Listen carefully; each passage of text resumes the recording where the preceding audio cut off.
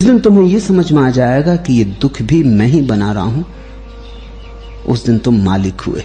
उस दिन तुम्हारे जीवन का वास्तविक प्रारंभ हुआ। अब तुम्हारा चुनाव है।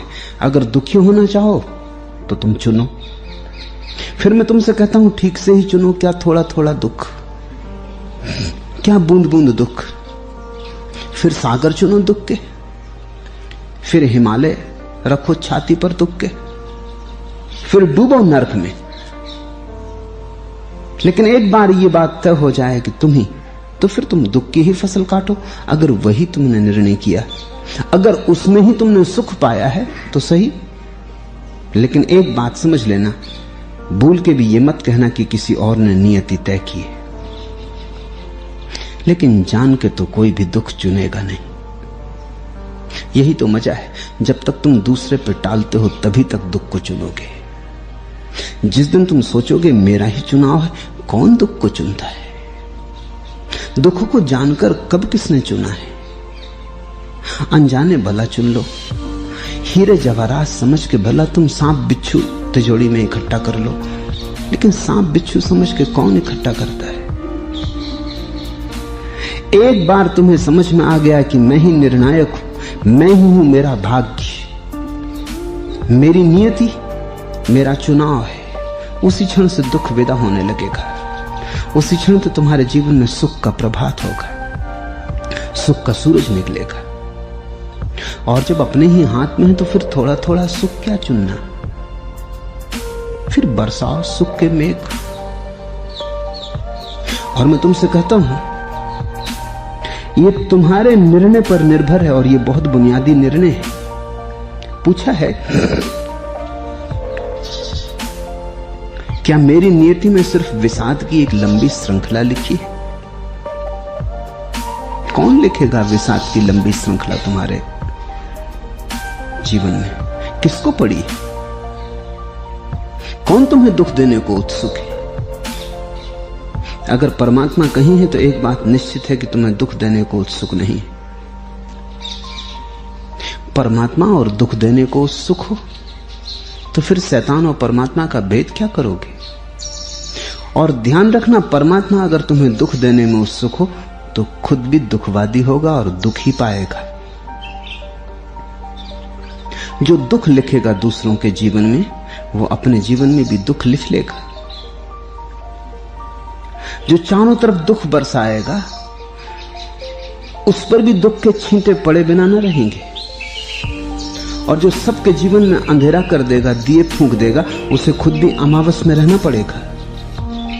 ये भूल अगर परमात्मा कहीं है तो ना करेगा। यदि परमात्मा है तो वो तुम्हारे जीवन में सुख चाहेगा, दुख नहीं चाह सकता, क्योंकि तो ही उसके जीवन में भी सुख की संभावना है। परमात्मा शब्द को हटा लो, पूरा अस्तित्व कहो। अस्तित्व भी तुम्हारे जीवन में सुख चाहेगा, क्योंकि तुम अस्तित्व के हिस्से हो। तुम्हारा दुख अंततः अस्तित्व के कंधों पर ही पड़ेगा। अगर व्यक्ति दुखी है, अगर अंश दुखी है, खंड दुखी है, तो पूर्ण भी दुखी हो जाएगा। तुम्हारे पैर में दर्द है तो पैर में ही थोड़ी दर्द होता है, तुम में दर्द हो जाता है। तुम्हारे सिर में दर्द है तो सिर में ही थोड़ी सीमित रहता है, तुम्हारे पूरे तन प्राण पर फैल जाता है। तुम पूरे के पूरे ही उसके दुख को अनुभव करते हो।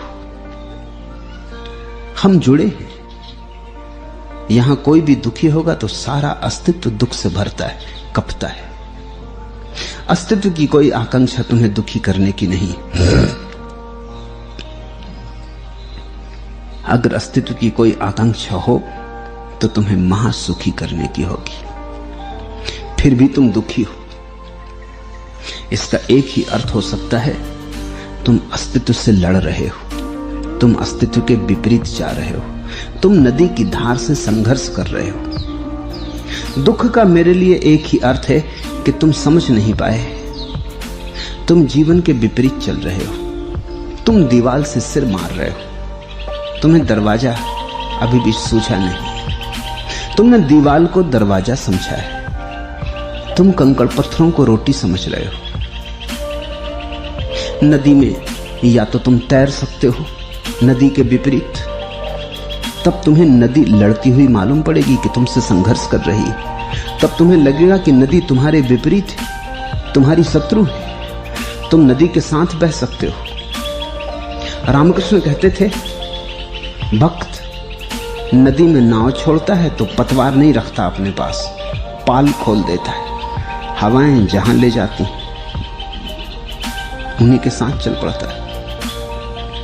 भक्त पाल खोलता है, पतवार नहीं। तुमने पतवारें उठा रखी और तुम कुछ नदी से जद्दोजहद कर रहे हो। हारोगे, क्योंकि पूर्ण से कौन कब जीता है। हारोगे तो विषाद आएगा, फिर विषाद आएगा तो और भी जोर से लड़ोगे। जितने हारोगे उतने जीत की पागल आकांक्षा पैदा होगी, जितनी पागल आकांक्षा होगी उतने ज्यादा हारोगे। तुम एक दुष्ट चक्र में पड़ गए। फिर तुम्हें लगेगा कि विषाद ही विषाद मिल रहा है। और मजा यह है कि तुम्हारा अहंकार इसमें भी रस लेने लगेगा। तुम कहोगे, मैं कोई साधारण आदमी नहीं हूं, मेरे जीवन में तो विषाद ही विषाद लिखा है। एक विषाद की लंबी कथा हूं। तुम इसके गीत गुनगुनाने लगोगे। तुम अपने दुख का भी श्रृंगार करोगे। तुम दुख का भी प्रदर्शन करने लगोगे। तुम दुख के कारण भी लोगों का ध्यान आकर्षित करोगे। तुम रोओगे, तुम चीखोगे, चिल्लाओगे, ताकि लोग तुम्हारे प्रति आकर्षित हों और कहें कि हां, तुम जैसा दुख किसी के पास नहीं देखा। तुम्हारा दुख बड़ा विशिष्ट है। तुम संताप, संतरास से भरे हुए रहोगे। मैंने सुना है, एक कवि सम्मेलन में आधुनिक कवि इकट्ठे हुए थे। सब संताप से भरे, संतरास से भरे, दुखी, विषाद से भरे, जैसे सभी बोझ ढो रहे हैं भारी, जैसे सारा संसार उनके ऊपर टूट पड़ा है। रिरियाते, रोते। कवि सम्मेलन के संयोजकों ने उनके चित्र उतारने की व्यवस्था की थी। फोटोग्राफर आया, उसने सबको बिठाया और उसने कहा कि सुनिए, एक क्षण के लिए कृपा करके ये दुख, संताप, संतरास चेहरे से जरा हटा लीजिए। फिर एक क्षण के बाद आप अपनी स्वाभाविक स्थिति में पुनः आ सकते। कुछ लोगों ने इसको स्वाभाविक स्थिति बना रखी। दुख लिखे फिरते, चेहरे पर दुख के साइन बोर्ड लगा रखे।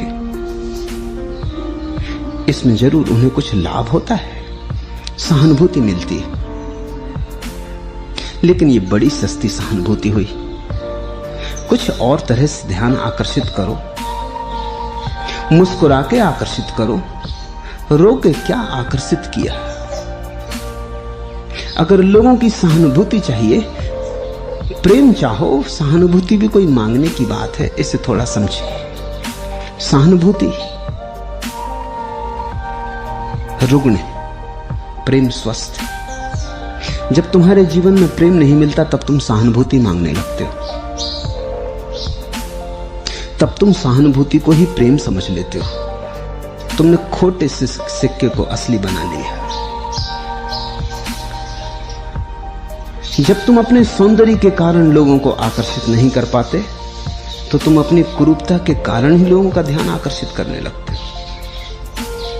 ध्यान तो आकर्षित करना ही है। अगर तुम्हारे स्वास्थ्य में लोग सम्मिलित नहीं हो पाते तो तुम बीमार पड़ के बीच रास्ते पे गिर जाते हो कि भीड़ तो इकट्ठी हो जाए। भीड़ इकट्ठे करने का मजा ऐसा है, किसी कारण से हो जाए, लेकिन तुम चाहते हो लोगों की आंखें तुम्हें देखें, तुम्हें विशिष्ट माने। कुछ भी करने को आदमी तैयार हो जाता है। यहां मैं देखता हूं,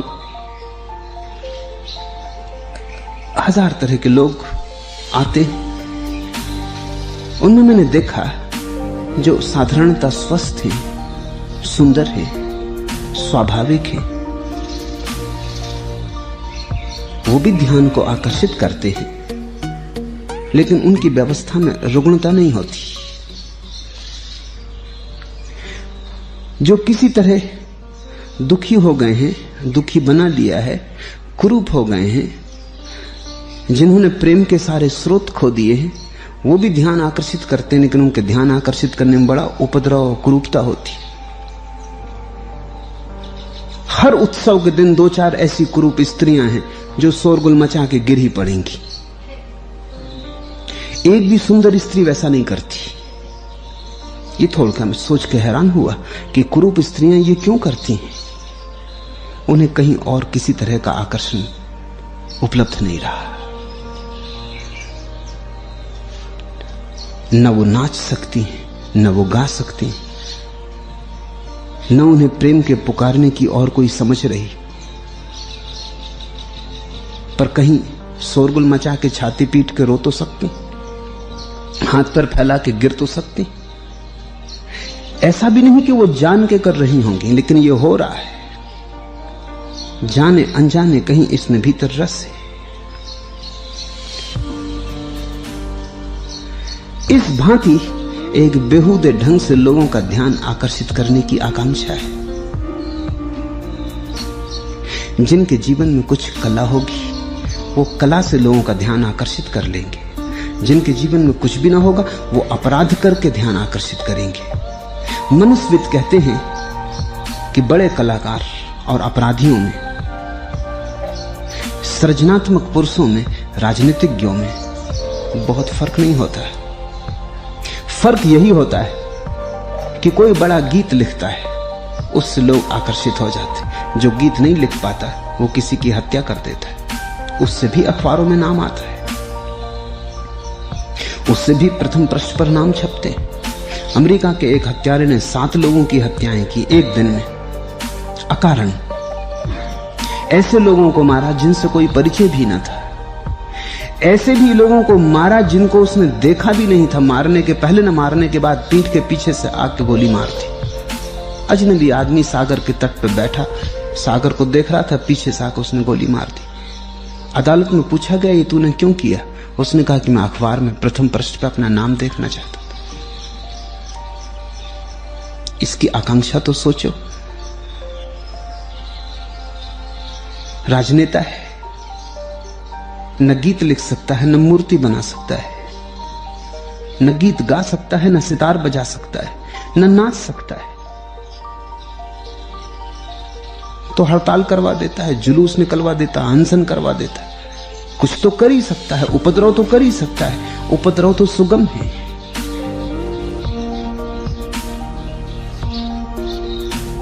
उपद्रव की लहर पर चढ़ के प्रमुख हो जाता है, महत्वपूर्ण हो जाता है। ध्यान रखना, सृजनात्मक ढंग से अगर तुम प्रेम को आकर्षित कर पाओ तो पुण्य है। अगर विध्वंसात्मक ढंग से तुमने लोगों का ध्यान आकर्षित किया तो पाप है।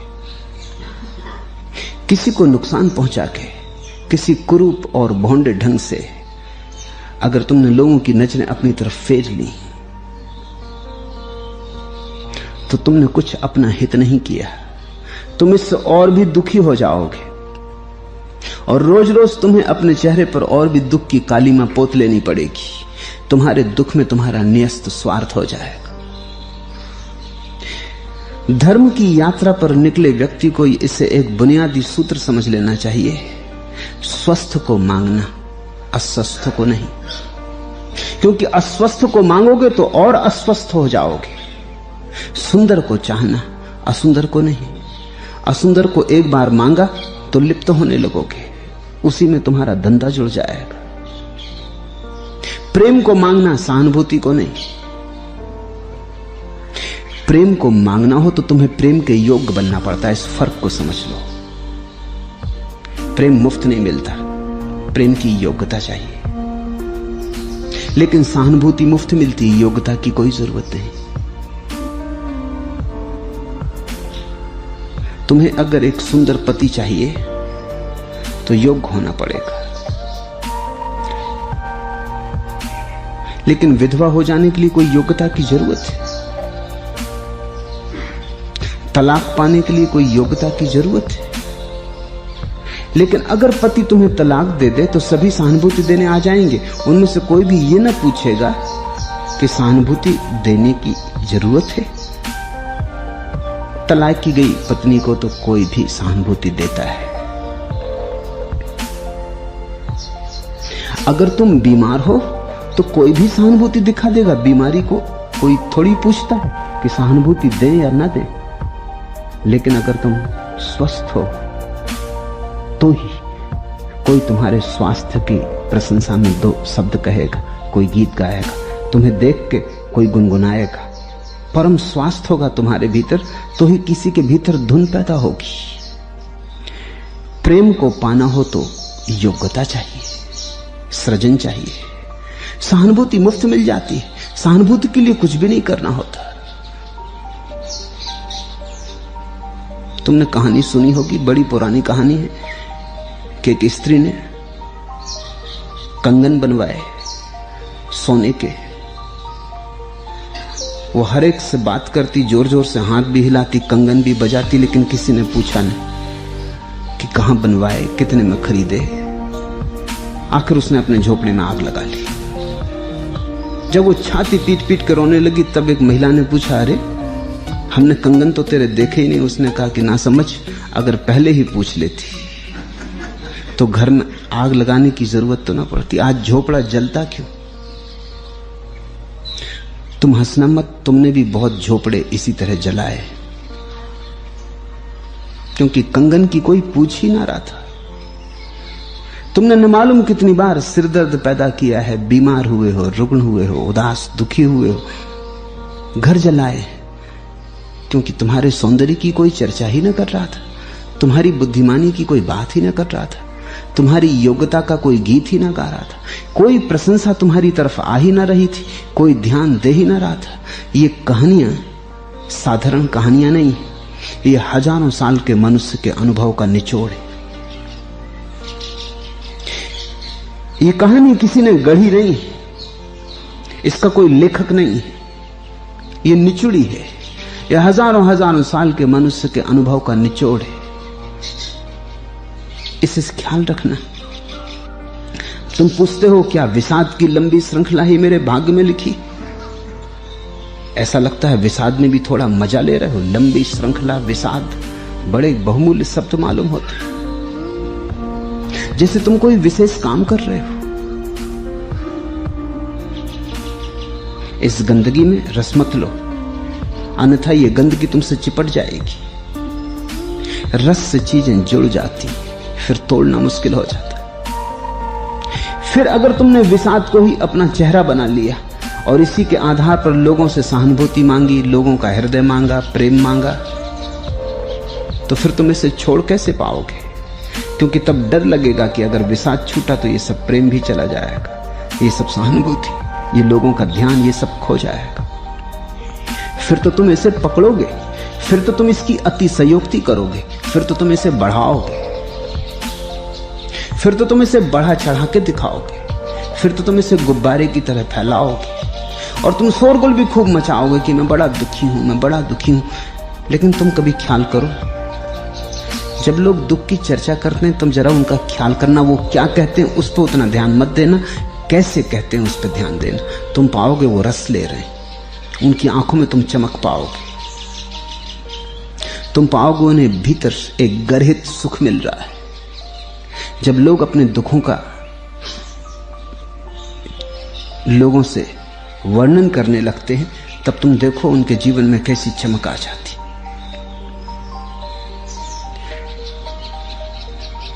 वे बड़े कुशल हो जाते हैं वर्णन करने में, लुत्फ ले लेके कहने लगते। और अगर तुम उनकी बातों में रस ना लो तो वो दुखी होते, अगर तुम उनकी बातों में रस ना लो तो तुम पे नाराज होते, वो तुम्हें कभी क्षमा ना कर पाएंगे।